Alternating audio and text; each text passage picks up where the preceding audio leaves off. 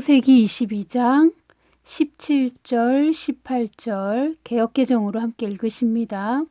내가 내게 큰 복을 주고 내 씨가 크게 번성하여 하늘의 별과 같고 바닷가의 모래와 같게 하리니 내 씨가 그 대적의 성문을 차지하리라.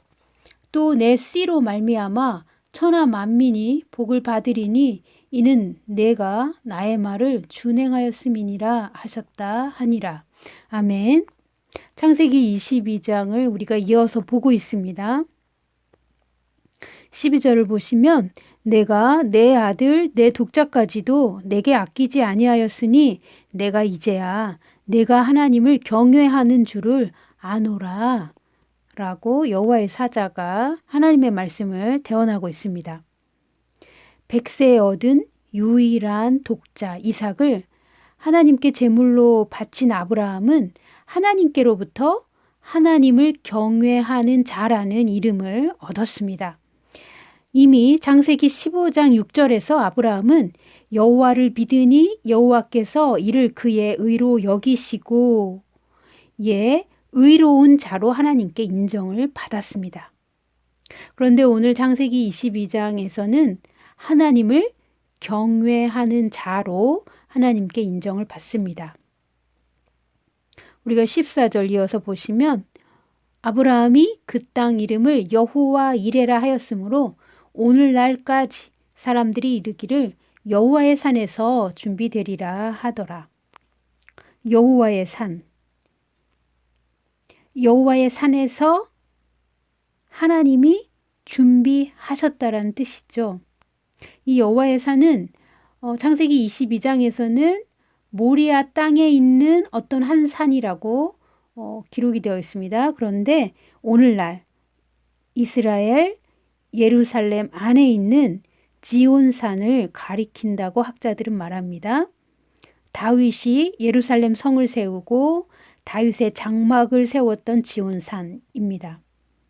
그리고 이후에 솔로몬은 그곳에 성전을 세웠었죠. 이 여호와의 산에서 하나님께서 준비하신 것, 하나님께서 예비하신 것, 그것을 여호와 이레라고 오늘날 사람들이 말합니다. 이 여호와의 산에서 아브라함은 자기 자신을, 즉 이삭을, 아브라함에게 이삭은 자기 자신 이상의 것이죠. 그러니까 아브라함 자신의 모든 것을 제물로 하나님께 바쳤습니다. 왜냐하면 하나님께서 아브라함에게 이삭을 번제로 바치라 말씀하셨고 아브라함은 지금 그것을 준행하였습니다. 그러니까 이 여호와의 산에서 아브라함은 자신의 모든 것을 다 바쳐 하나님께 제물로 바쳐 예배한 것입니다. 우리의 가장 소중한 것 또는 우리가 가진 전부를 하나님께 드리는 것이야말로 여호와의 산에서 하나님께 예배하는 것입니다. 여호와의 산은 하나님을 만나는 장소입니다. 그리고 우리의 모든 것을 살아있는 제물로 하나님께 드리는 것이 또한 하나님이 받으시는 예배입니다. 이때에 하나님께서 우리의 예배와 제물을 받아주시고 우리의 제물과 교환하여 주시는 하나님의 선물이 있습니다. 하나님의 상이 있습니다. 아브라함은 자신의 가장 사랑하는 존재를 하나님께 바쳤습니다. 그리고 하나님은 아브라함에게 하나님을 경외하는 자라는 칭호를 주셨습니다. 그리고 이어서 말씀하십니다. 17절에 나오죠.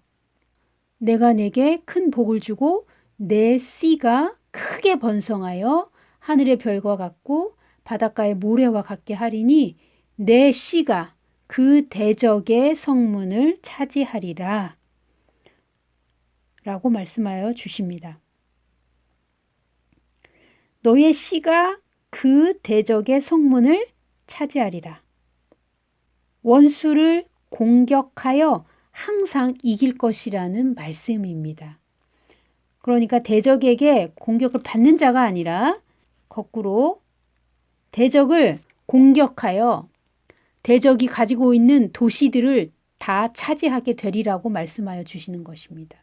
자, 아브라함의 복을 우리는 이렇게 이해할 수 있습니다. 아브라함의 복을 받은 성도는 첫 번째로 하나님을 경외하는 삶을 삽니다. 그래서 하나님을 경외하는 자라고 인정을 받습니다. 두 번째로 그의 삶이 이 땅에서 크게 번성하게 됩니다. 매우 성공하고 매우 막대한 복을 받는다는 뜻이죠. 세 번째로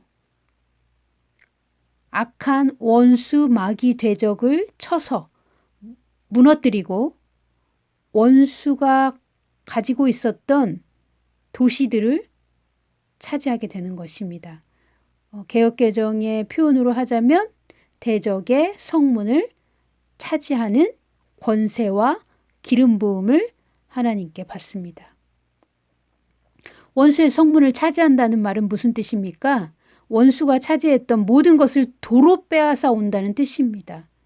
이 땅은 원래 하나님께서 사람에게 주셨었습니다. 아담에게 다스리게 하셨었죠.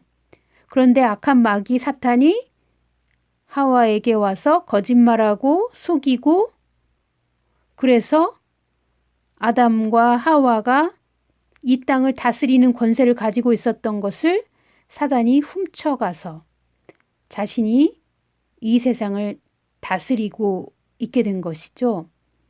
그 다스리는 권세를 사람이 사단에게 내어준 것을 예수님께서 오셔서 사단을 깨트리시고 도로 찾아와서 이제는 하나님을 믿는 자 예수 그리스도의 사람들에게 주셨습니다. 그러니 우리 믿는 자들은 사탄의 일을 멸망시키고 사탄이 취한 권세를 빼앗아 버리고 그가 훔쳐갔던 모든 것을 다시 원래의 자리로 하나님의 사람들에게로 돌려 놓아야 합니다.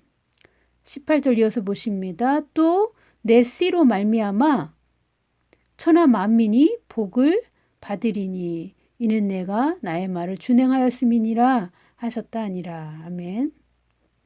아브라함과 그의 자손으로 오신 그리스도 예수님을 통하여 천하 만민이 복을 받게 되었습니다. 갈라디아서 3장 14절은 이렇게 말합니다. 그리스도 예수 안에서 아브라함의 복이 이방인에게 미치게 하고 또 우리로 하여금 믿음으로 말미암아 성령의 약속을 받게 하려 함이라. 아멘. 이어서 갈라디아서 3장 7절 8절도 보십니다. 그런즉 믿음으로 말미암은 자들은 아브라함의 자손인 줄 알지어다. 또 하나님이 이방을 믿음으로 말미암아 의로 정하실 것을 성경이 미리 알고 먼저 아브라함에게 복음을 전하되 모든 이방인이 너로 말미암아 복을 받으리라 하였느니라. 아멘. 자, 우리도 아브라함의 복을 받았고 그리스도 예수님의 소유가 되었습니다. 갈라디아서 3장 29절은 이렇게 말합니다. 너희가 그리스도의 것이면 곧 아브라함의 자손이요 약속대로 유업을 이을 자니라. 아멘. 아브라함이 하나님을 경외하여 자신의 모든 것을 하나님께 제물로 바쳤습니다. 그래서 하나님은 이삭을 번제로 이미 받으신 것이고 도로 살려 주셨습니다. 그리고 아브라함은 관문을 통과한 자로서 승진하게 되었습니다. 자, 창세기 12장, 15장, 17장을 통하여 하나님께서 아브라함과 약속하신 그 언약들, 아브라함의 복은 먼저는 아브라함과 그의 혈족이 큰 민족이 되고 하나님께 복을 받은 언약의 백성이 되는 것이었습니다. 그런데 그것뿐만 아니라 이제 오늘 창세기 22장에서 아브라함이 이삭을 번제로 드리는 시험을 통과하자 하나님께서 아브라함에게 그 언약을 더 크고 넓게 증가시켜 주시고 확대시켜 주십니다. 17절에서 내 씨가 그 대적의 성문을 차지하리라. 또 18절에서 내 씨로 말미암아 천하 만민이 복을 받으리라.